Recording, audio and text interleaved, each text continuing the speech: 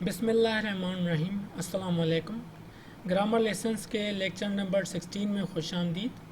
आज के लेक्चर में हम negative of perfect continuous tense के बारे में सीखेंगे और डिफाइनिंग और नॉन डिफाइनिंग क्लासेस के बारे में भी सीखेंगे।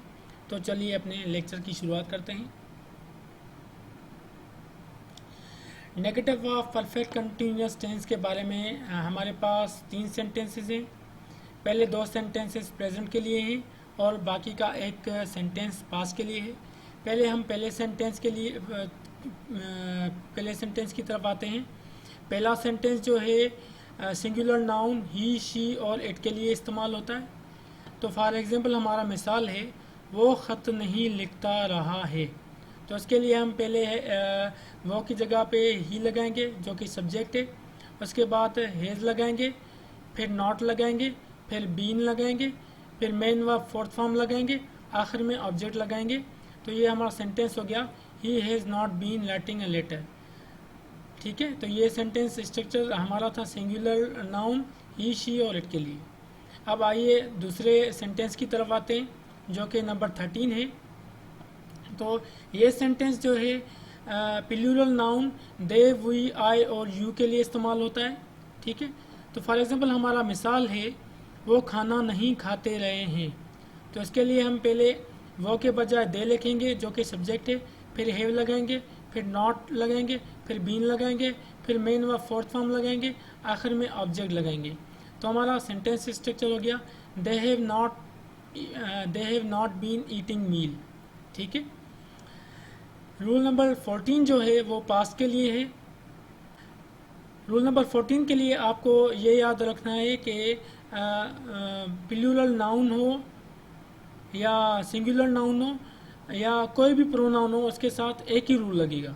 ठीक है, तो फॉर एग्जांपल हमारा सेंटेंस है वो ख़त नहीं लिखता रहा। ठीक है, तो पहले हम सब्जेक्ट लगाएंगे जो कि ही है यहाँ पर, फिर हेड लगाएंगे, फिर नॉट लगाएंगे, फिर बीन लगाएंगे, फिर मेन व फोर्थ फॉर्म लगेंगे जो कि राइट का राइटिंग है, आखिर में ऑब्जेक्ट लगाएंगे जो कि लेटर्स है। तो ये हमारा सेंटेंस स्ट्रक्चर हो गया he had not been writing letters. आइए अब इनके रूल्स की तरफ चलते हैं। रूल नंबर 12 था जब हमारे पास सिंगुलर नाउन ही, शी और इट हो तो उसके साथ हम हेज लगाएंगे, फिर नॉट लगाएंगे, फिर बीन लगाएंगे, फिर fourth form of the verb लगाएंगे, फिर ऑब्जेक्ट लगाएंगे। रूल नंबर 13 था कि जब plural noun I, we, you they दे हो तो हम उनके साथ हैव लगाएंगे, नॉट लगाएंगे, बीन लगाएंगे, fourth form of the verb लगाएंगे, आखिर में ऑब्जेक्ट लगाएंगे। रूल नंबर 14 जो है हमारे पास के लिए, तो रूल नंबर 14 कहता है कि एनी नाउन और एनी प्रोनाउन। सबसे पहले बात ये याद रखनी है कि रूल नंबर 14 जो है वो पास के लिए है। तो ये रूल कहता है कि एनी नाउन और एनी प्रोनाउन के साथ हम हेड लगाएंगे, फिर नॉट लगाएंगे, फिर बीन लगाएंगे, फिर fourth form of the verb लगाएंगे, आखिर में ऑब्जेक्ट लगाएंगे। तो ये यहाँ पर हमारा स्लाइड ख़त्म होती है। अब आते हैं नेक्स्ट स्लाइड की तरफ। नेक्स्ट स्लाइड है note for defining and non defining classes. Defining और नॉन डिफाइनिंग क्लासेस क्या हैं? तो डिफाइनिंग क्लास के लिए ये है कि defining class is one that is required two point out to a particular person or thing among many people or thing by using who or that such as यानी defining class वो होती है कि जो है वो कई अफराद में से एक फ़र्द को चुनने के लिए यानी रिप्रेजेंट करने के लिए इस्तेमाल होती है, उसे हम डिफाइनिंग क्लास कहते हैं। फॉर एग्जांपल हम कहना चाहते हैं my brother who is a doctor has gone to America. अब बहुत से भाई होंगे, मिसाल के तौर पर मेरे बहुत से भाई होंगे, ठीक है, लेकिन अगर मैं एक को रिप्रेजेंट करना चाहता हूँ जो कि डॉक्टर है, तो इसको मैं ऐसे रिप्रेजेंट करूँगा कि my brother who is a doctor has gone to America, यानी मेरा भाई जो कि डॉक्टर है, यानी कई भाइयों में से एक भाई डॉक्टर है, वो अमेरिका गया है। इसी तरीके से सर सैयद इसी तरीके से दूसरा सेंटेंस है, sir Syed Ahmad Khan was the first person that realised Congress is biased political organisation. अब यहाँ पर दैट जो है यूज़ हो रहा है, रिप्रेजेंट कर रहा है सर सैयद अहमद खान को। तो ये आपको बात बतानी है कि जो सेंटेंस दैट है वो इनको यानी सर सैयद अहमद खान को सिंगल आउट कर रहा है दूसरे बहुत से पॉलिटिकल लीडर्स से, ठीक है।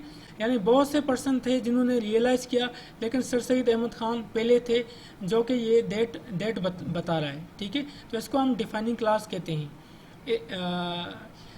अब यहाँ पर नोट लगा हुआ है कि in the above sentences who and that are pointing out to a single person among many other persons existing at the time by singling him out with who and that, and therefore in such sentences we do not use commas, ठीक है।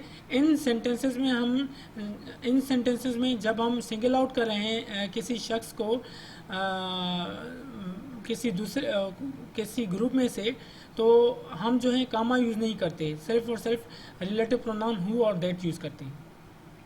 अब आते हैं non defining classes के बारे में। A non defining class is the one that does not require to identify a particular person or thing among many people or things because the person or thing mentioned is only one, ठीक है। ये कह रहा है कि अगर हमारे पास एक ही चीज़ हो या एक ही शख्स हो, उसको रिप्रेजेंट करने के लिए उसको यानी रिप्रेजेंट करने के लिए हम नॉन डिफाइनिंग क्लासेस यूज़ करते हैं, और उन नॉन डिफाइनिंग क्लासेस को यूज़ करने में हम कामा का इस्तेमाल करते हैं। For example, my brother comma who is a doctor comma has gone to America.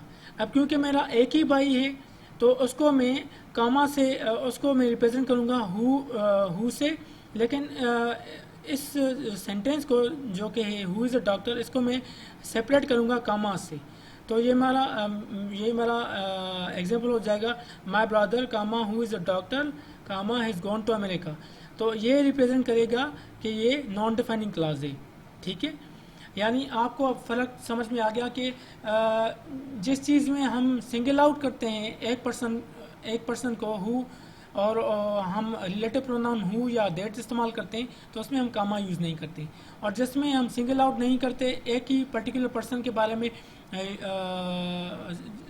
Who और दैट इस्तेमाल करते हैं या कोई भी रिलेटिव प्रोनाउन इस्तेमाल करते हैं, तो उसमें हम उसको कामा से सेपरेट करेंगे, ठीक है।